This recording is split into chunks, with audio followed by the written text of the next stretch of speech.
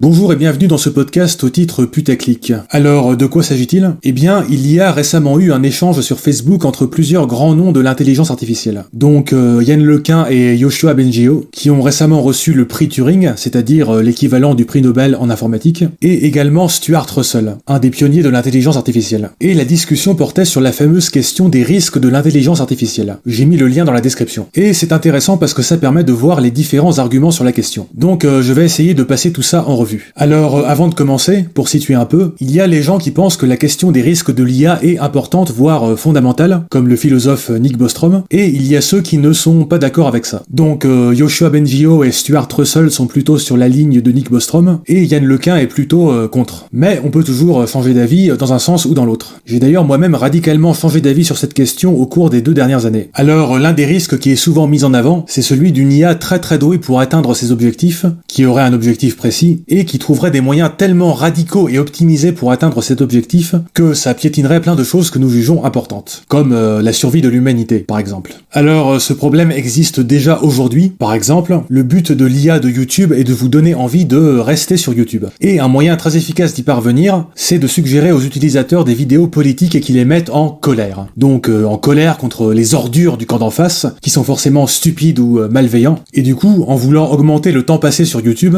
l'IA de YouTube se retrouve également à augmenter la polarisation politique, ce qui n'est pas très Charlie. Et là, on parle d'une IA dont le seul pouvoir, pour l'instant, c'est de vous suggérer des vidéos. Et du coup, si elle était beaucoup plus intelligente et pouvait faire des choses beaucoup plus sophistiquées, eh bien ça pourrait avoir des conséquences bien pires. Donc, le premier argument de Yann Lequin, c'est que si les humains sont assez intelligents pour créer une IA aussi puissante, eh bien ils ne seront pas assez stupides pour, je cite, lui donner le contrôle de l'univers sans la tester. Mais à cela, on peut répondre que les IA actuelles ont déjà beaucoup de pouvoir sur la réalité. Donc, j'ai cité l'IA de YouTube, mais on pourrait citer également les IA de trading sur les marchés financiers, qui essayent d'anticiper les tendances financières en analysant les informations sur Internet. Et, par exemple, si déclencher une crise économique mondiale permet, par une habile combine financière, d'amasser beaucoup d'argent sur un compte en banque, eh bien cette IA n'aura aucune raison de ne pas le faire, parce que son objectif, là, c'est juste maximiser son profit. Et toutes ces IA sont bien parties pour, d'une part, devenir de plus en plus intelligentes, et, d'autre part, avoir de plus en plus de pouvoir. Parce qu'il y a plein d'intérêts économiques à déléguer des tâches à l'IA. Par exemple, toutes les tâches administratives ennuyeuses. Et du coup, si une IA comprend que, pour atteindre efficacement son objectif, elle a besoin de beaucoup de pouvoir, eh bien la chose logique à faire, c'est d'utiliser son pouvoir actuel pour acquérir encore plus de pouvoir. Et les IA ont déjà beaucoup de pouvoir. Donc non seulement on est déjà en train de donner de plus en plus de pouvoir à l'IA, mais en plus, elles peuvent tout à fait devenir capables d'utiliser ce pouvoir pour obtenir encore davantage de pouvoir. Et là, on peut facilement perdre le contrôle. Bon, le deuxième argument de Yann Lequin, c'est qu'une IA super intelligente ne sera, par définition, pas assez stupide pour comprendre nos objectifs de travers. Donc, par exemple, résoudre la faim dans le monde en tuant tous les humains. Problème résolu, simple, propre, efficace. Donc en gros, là, Yann Lequin semble réfuter la fameuse thèse d'orthogonalité de Nick Bostrom, c'est-à-dire l'idée selon laquelle on peut coupler n'importe quel niveau d'intelligence avec n'importe quel objectif. Même des objectifs complètement débiles du genre fabriquer des trombones. Et pour bien comprendre ça, imaginez un humain très intelligent qui joue à un jeu vidéo où il faut juste augmenter un score. Et si le score atteint un certain seuil, eh bien le joueur gagne 1 million d'euros, par exemple. Donc, si c'est sa seule motivation, eh bien il va chercher les stratégies les plus efficaces pour augmenter son score. Autrement dit, il peut déployer beaucoup d'intelligence pour atteindre un objectif très stupide, qui est d'augmenter un chiffre sur un écran, parce qu'il est dans un contexte qui le motive à faire ça. Un peu comme les humains qui déploient des stratégies extrêmement sophistiquées pour avoir des relations sexuelles, ou gagner beaucoup d'argent. Et en passant, pour bien illustrer ça, je vous invite à faire le jeu Universal Paperclip, donc un petit jeu pour navigateur internet, où vous êtes une IA qui doit faire le plus de trombones possible. J'ai mis le lien dans la description. Et donc, si, par le plus grand des hasards, à un moment dans le jeu, vous débarrasser de l'humanité permet de produire des trombones 1 milliard de fois plus efficacement, eh bien, pourquoi ne pas le faire ? Ici, votre objectif, c'est de faire le plus de trombones possible, pas d'être gentil avec les humains, dont les atomes pourraient être convertis en trombones, en passant. Et ce qui est étrange, c'est que 2 paragraphes plus loin, Yann Lequin semble au contraire valider cette thèse de l'orthogonalité. Donc, je cite, « Les buts sont extérieurs à l'intelligence. Être intelligent n'est pas pareil que vouloir quelque chose. » Et il dit cela pour réfuter une autre idée, qui est que les IA développeraient une sorte de désir de domination de mâle alpha plein de testostérone. Mais je ne connais personne sur la ligne de Nick Bostrom qui dit cela. Ce qu'ils disent, j'en ai déjà parlé tout à l'heure, c'est que pour atteindre un objectif, une IA peut avoir intérêt à acquérir davantage de pouvoir. Pas parce qu'elle est avide de domination, comme nous autres les humains, mais tout simplement parce que avoir du pouvoir est utile pour atteindre un objectif. Et en passant, avoir du pouvoir est généralement utile pour atteindre n'importe quel objectif. Donc,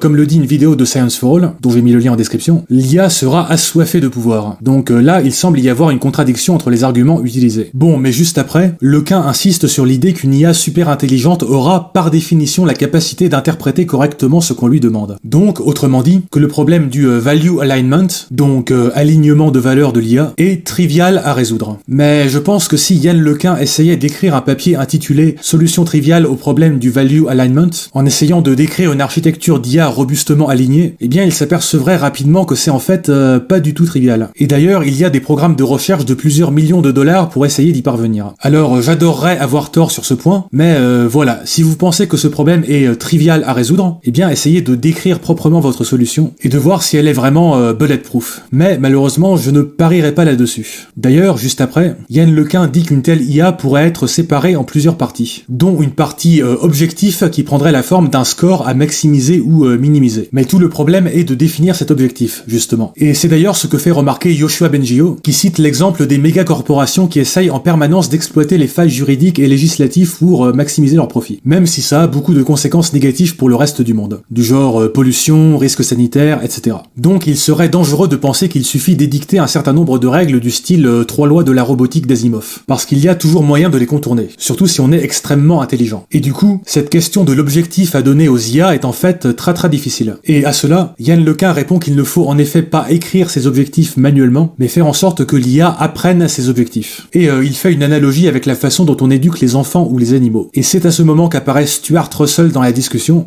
tellement de name dropping, et il fait remarquer qu'on a déjà du mal à spécifier correctement des objectifs, même dans des cas ultra simples, et dans un environnement très restreint. Donc on peut citer l'exemple de l'IA de DeepMind, qui apprenait à jouer à des vieux jeux Atari, et qui a déterminé que la solution optimale pour l'un de ces jeux, c'était de mettre le jeu en pause en permanence, ce qui est clairement pas ce qu'on voulait. Et dans d'autres jeux, l'IA apprend à tricher de manière particulièrement vicieuse et inattendue. J'ai mis un lien sur ça dans la description. Et du coup, c'est pas du tout rassurant pour la suite. Et Stuart Russell ajoute que créer une IA très puissante avec des objectifs fixés, c'est comme construire une voiture sans frein. Bon, donc là, tout le monde semble d'accord pour dire que l'IA devra apprendre ses objectifs. Mais la question, c'est comment est-ce qu'on fait? Bon, Yann Lequin semble considérer que c'est trivial, donc je cite, « Nous sommes des experts pour concevoir des objectifs. Cela s'appelle les lois et les régulations, et elles s'appliquent aux entités les plus intelligentes que nous connaissons, les humains. » Mais Bengio fait remarquer qu'on a déjà de gros problèmes à concevoir des lois et des régulations pour les grosses entreprises. En gros, quand une entreprise grossit, elle trouve des ruses pour contourner la loi et maximiser son profit de façon parfois très problématique pour la société. Du coup, on adapte la loi, mais un petit peu en mode rustine sur une roue de vélo. Donc on empile les patchs les uns sur les autres, et au bout d'un moment, la loi devient une sorte de monstre de Frankenstein complètement incompréhensible. Et là, une grosse entreprise avec une armée d'avocats peut trouver plein de failles auxquelles les régulateurs n'avaient pas pensé. Parce que c'est devenu beaucoup trop complexe pour que les régulateurs puissent tout anticiper correctement. Bon, et sans parler du fait que c'est très long de faire passer des lois, alors que le monde avance de plus en plus vite. Et c'est à peu près la fin de la discussion. Alors, si vous ne le savez pas déjà, il y a plusieurs programmes de recherche pour tenter de résoudre ce problème d'alignement des IA. Donc, par exemple, vous pouvez aller voir sur le site du Future of Life Institute, qui en regroupe pas mal. Mais